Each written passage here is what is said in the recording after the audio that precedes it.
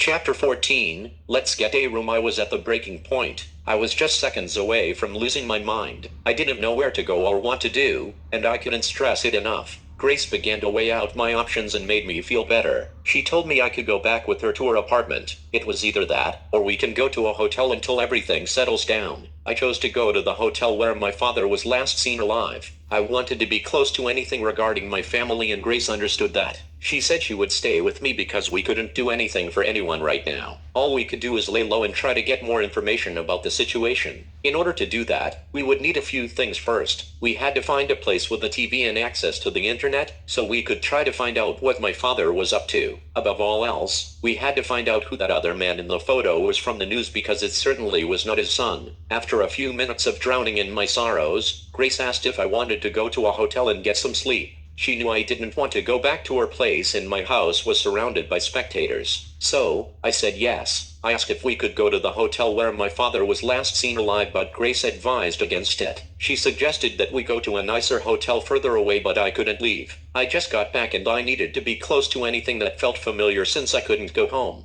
After I made that clear, Grace understood. She corrected course and drove towards the hotel that wasn't far from our current location. The short ride across town was quiet as the weather grew cloudy and cold. It wasn't until Grace said she was going to stop at the store that the silence had shattered. She wanted to purchase something from a convenience store at the gas station. She planned to get cash back from whatever she bought because she didn't want to use a bank. I was still processing everything, so I waited in the car, looking out the window with a blank stare at the stars. I was thinking to myself, and I noticed I must have looked stuck, similar to the way my father used to. I just couldn't shake the fact that both my parents had now been killed. Considering my father specialized in self-sabotage, I thought I might be suicidal myself. Was it hereditary? Was this post-traumatic stress? I didn't know what to think, and I had no idea what my next move should be. If it wasn't for Grace's company, I might have tossed in the towel. Was this how he felt? Did Dad in fact commit suicide? I had so many questions that were jogging through my head. I kept kicking myself in the ass while I picked my own brain. I couldn't help but scratch my scalp when I couldn't come to a conclusion. I just wanted to go home and do everything in my power to get some answers, but I couldn't. It was far too dangerous. I had no idea how deep this conspiracy went, and anyone could be involved. As much as it pains me to say, I even suspected Grace's involvement at this point. With that being said, I knew the police would likely be reaching out for my father's next of kin. By the time they realized that this Carlos isn't really his son, they'd likely come looking for me. I figured the first place they would check for me would be at school, and it was a good thing I left when I did. When Grace got back in the car, she asked if I still wanted to go to the hotel. I replied with a nod of my head, since I was still finding it difficult to speak. The hotel where my dad was last seen alive wasn't far, and it had a bad reputation. Nonetheless, that's where my father passed, and they accepted cash, which worked in our favor. Based on the reviews, the hotel was known for a substantial amount of criminal activity. They were all bad, and those that weren't were clearly illegitimate. The reviews that weren't 1 star all happened to be 5. They contained one-word comments like superb or exceptional, which were red flags in themselves. Sure, the establishment was questionable, but it wasn't far from us at all. The hole in the wall was located down by the river separating us from the city. It was less than 5 miles away, and with the way that Grace drove, we were able to get there within minutes. When we pulled into the parking lot, you could hear the crushing of glass between the tires and the pavement as the rubber met the road. She had to swerve from side to side to avoid running over any alcohol bottles that hadn't been broken already. I couldn't help but think it could have been shattered glass from the windows on my father's car. If they were the case, then it was also possible we just passed the place where my father died and his vehicle wasn't anywhere in sight. The only one that resembled his was a long black hearse that sat in the back with flattened tires. It only stood out to me because I don't really see them too often. Other than that, there were cars parked up along the river. They were facing out towards the water, and I assumed they were enjoying the view of the city. Their music was so loud,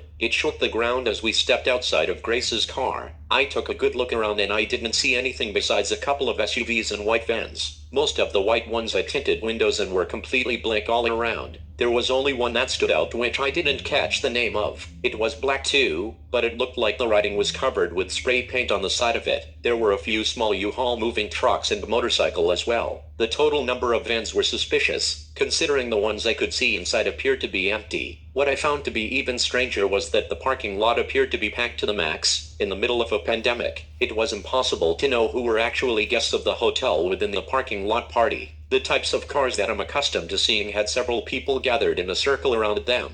They were likely talking about what happened earlier. Outside of the volume of their voices, they weren't displaying any unusual behavior. If I didn't know any better, I could have sworn they might have been rapping. It looked like they freestyling in a cipher, or trying to at the very least. Let's see if they're talking about Bernie, Grace said, nodding her head in the group's direction. I assumed she wanted us to go over to Circle and gather some information on my dad. So, I nodded my head again, indicating that I knew exactly what she meant. I shut the car door and she set the alarm. We made our way through the parking lot, towards the group in the entrance of the hotel. From there, we could see a squad car in the front with their lights off. The cruiser didn't appear to be occupied and I figured the officer or officers were inside of the hotel. I was surprised to see more police present by my house rather than at the actual scene of the crime, and that made me feel better about the choice that Grace and I made in regards to coming here. There was also another group of people outside talking about the incident. I could hear them saying how crazy everything was. They appeared to be guests from the hotel, but I couldn't be sure since there were different groups all over. None of them seemed to work there, but it was still possible that any one of the people could have been around when the incident took place. There was only one way to find out, so Grace and I proceeded towards the hotel with caution. As we got closer, we could see the police talking to the clerk through the glass of the automatic door. The tension in the air was so thick it touched everyone in the parking lot. Should we ask them if it's safe to go in? Grace whispered, without taking her eyes off the group. Yeah, we can use the police as an excuse to see if anyone knows what happened, I responded, not seeing anything strange going on inside. That question alone would likely stir up the conversation that we really wanted to have, so we decided to go for it. Grace and I slowly walked up to the group outside, and it was a more friendly environment than I expected. A tall, thin Caucasian male stepped out from the group and introduced himself as Marty. I couldn't tell how old he was, but he looked young. However, he had on a Curtis Martin jersey over his black hooded sweater, which could have easily meant he was a fan of the Jets before I was watching football. Nonetheless, he appeared to be intoxicated, but he was so wired he hid it pretty well. Whenever we asked him if he knew about the horrific event that had taken place, he kept asking if we were in town to see the game.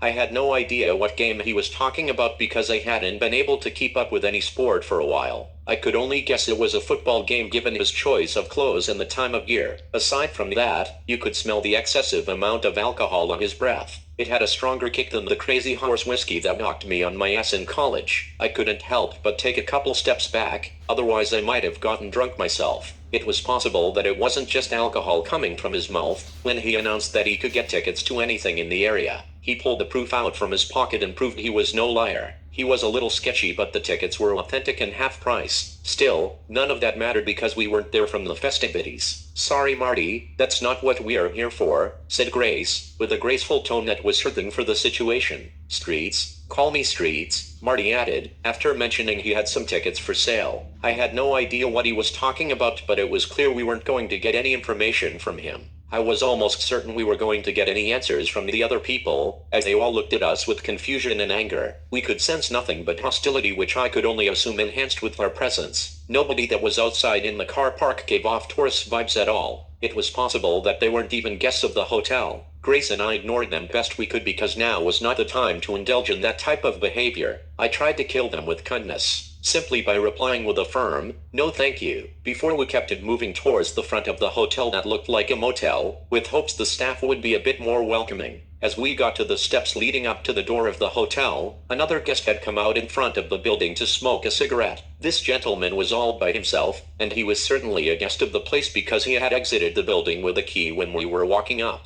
He was a heavy-set, light-skinned male that could have easily been mixed like me. He had a long thick beard that looked like it had been stained from chain-smoking cigarettes. He had on a black framed glasses and a snow cap that matched them. He was also sporting a black leather vest which indicated that he was a member of the Hogs. I was able to tell because he had his club's insignia on it. Most of the patches were faded, along with the black leather, which led me to believe he was no prospect. He most likely had been a member for quite some time. I figured if anyone saw anything, it would likely be this guy because there was a good chance that he comes outside frequently to smoke. There was also a possibility that he wouldn't speak to anyone about what he saw given their reputation. I didn't want to bother him, but he didn't seem like he was too busy to be disturbed. He was just standing there alone, gazing at the view of the city. I slowly approached him, assuming he might make way for me to enter the hotel, and I was hoping not to scare him away. Once I got about 7 feet from him, I said, "Hey, I'm sorry to bother you, but is there any chance you know why the police are here?" He lit a cigarette and took a drag before replying, "Yeah, some guy got killed there earlier," and pointed to the glass in the driveway. I intentionally widened my eyes to appear as if I was shocked, even though I knew what had happened. I even managed to hold my composure even though his words were painful to hear. "It was all over the news," the confident man added with excitement, taking another pull from his poisonous stick of cancer. My hands began to shake. I could feel my body temperature rising as the man mentioned my dad's demise. Still, I had to remain calm because I needed to gather more information.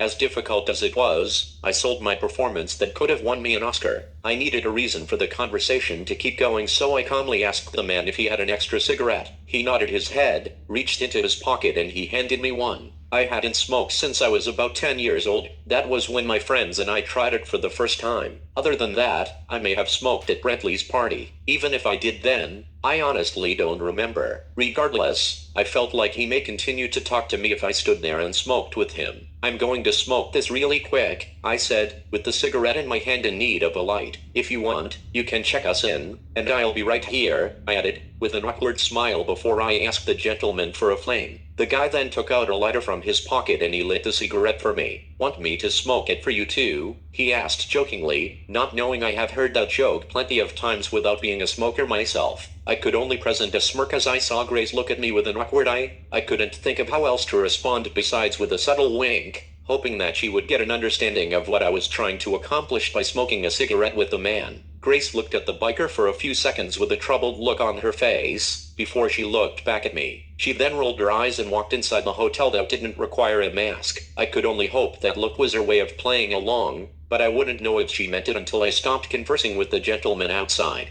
I continued smoking with the biker, coughing up along as I did. "Are you okay? You got the vid or something?" the smoker asked, with concern as I continued to cough. "No, I'm good. I just haven't had one in a while. My girl hates it, you know," I replied, with a slight smirk before inhaling what felt like nails from my coffin. "I do too. I'm really known for smoking J's," he added, with a rather sinister laugh before he made a gun gesture with his hands. I couldn't help but chuckle a bit, in hopes I would disguise the fact that I didn't catch the joke. Then, I immediately distracted him from the thought by introducing myself with a name that wasn't mine. "I'm Brentley, by the way," I said, as I extended my hand to greet him with the first name that came to mind, all while hoping Grace wouldn't come out and blow up my spot. "I'm Smokey Joe, known for smoking J's," he replied with that same slogan I never heard before. "Smoking Joe Frazier?" I asked with excitement, extending my hand with a smile. "You guessed it," he said sarcastically. "I don't shake hands anymore," he added as he continued to laugh. As I ran out of things for us to talk about, I felt strange standing there silently. "So, you know your fighters?" Smokey asked, while the ashes fell from his cigarette as he came to the end of it.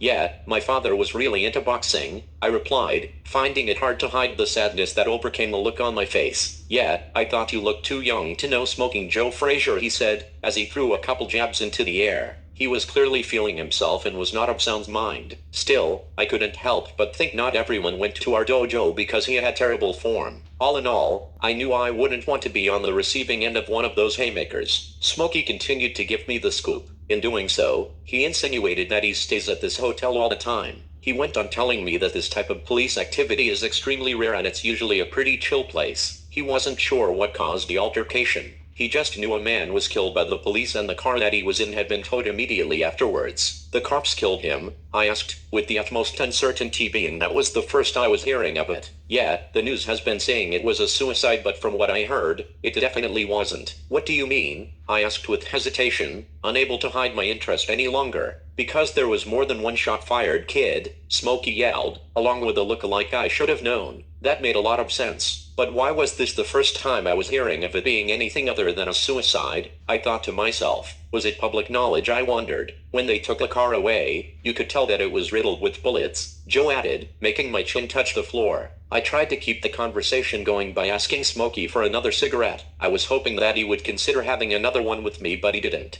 I then asked if he knew what time this all occurred, and he appeared to get annoyed. "What are you, a fucking cop?" Joe asked, as his eyebrows sunk into the middle of his forehead, indicating that he was done talking about it. I couldn't tell if he was being serious or not. It wasn't until he handed me another smoke and said the footage was all over the news. He told me that I could probably find it online and suggested I should check it out. He then flicked his cigarette into the driveway and headed back into the hotel as Grace came outside. Who was that? Grace asked with one eyebrow higher than the other and that glimmer in her eyes. I never met him before, but he said his name was Smokey Joe, I replied. He looked so familiar, Grace noted as she squinted her eyes looking back at the door. Smokey seemed to remind Grace of someone, but she couldn't quite put her finger on it. Her intuitive self then noticed the unlit cigarette in my hand. She asked if I was going to smoke that one too, with a tone that said, I better not. She had a frustrated look on her face that matched the tension in her tone, so I couldn't help but say no. I smiled and carefully put the cigarette into the front pouch of my hoodie before we made our way inside. Grace said she couldn't get much information from anyone inside the hotel because they stopped talking when she walked in. They allowed her to cut the line and check in before they continued their conversation. The only thing she was able to hear was the clerk's name, which was Daniel. Other than that, it didn't sound like Grace heard anything else of importance. All we had left to do was go inside, watch the news on TV, and see if there was any more intel that came while we were preoccupied.